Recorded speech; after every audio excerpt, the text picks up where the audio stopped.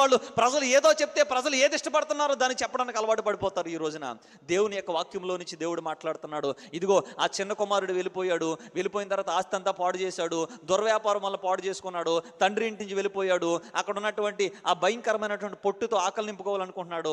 చివరికి గుర్తొచ్చింది, అరే నా తండ్రి దగ్గర ఎలాంటి పరిస్థితి ఉండేది, నాకు ఎలాంటి స్థితి ఉండేది, నేను అక్కడ వాక్యం వింటున్నప్పుడు నేను ఎంత చక్కగా ఉండేవాడిని, ఎంత విశ్వాసముతో ఉండేవాడిని, ఎంత ప్రార్థనా జీవితం ఉండేది, ఎంత నా జీవితంలో దేవుని కొరకు ఎంత తృష్ణ ఉండేది, ఇలా జీవించేవాడిని, ఇలాగ అయిపోయినట్టు నా పరిస్థితి అని చెప్పేసి నేను మరలా నా తండ్రి దగ్గరికి వెళ్తా అన్నట్టుగా. నిజంగా చిన్న కుమారుడు వస్తుంటే ఆ చిన్న కుమారుడు దూరంగా ఉన్నాడంట. ఎక్కడున్నాడు? దూరంగా ఉన్నాడు. దూరంగా ఉన్నటువంటి కుమారుడిని పనులు గుర్తించలేదు. ఎవరు గుర్తించలేదు? ఆ ఇంట్లో చాలామంది పనివారు ఉన్నారు, పనివారు గుర్తుపట్టలేదు. ఆ ఇంట్లో చాలామంది బంధువులు ఉన్నారు, బంధువులు ఎవరు కూడా గుర్తుపట్టలేదు.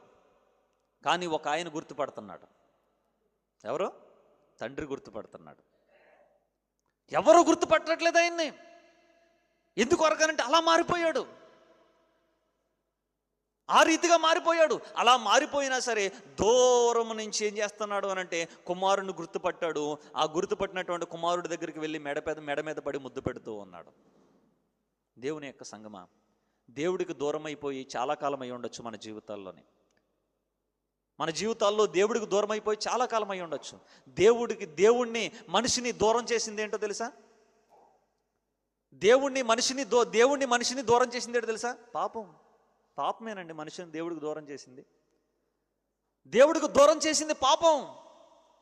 మరలా దేవుడికి దగ్గర అవ్వాలంటే ఏ పాపం అయితే ఉన్నదో దాన్ని విడిచిపెడితే తప్ప మరలా మనం దేవుడికి దగ్గర అవ్వలేము.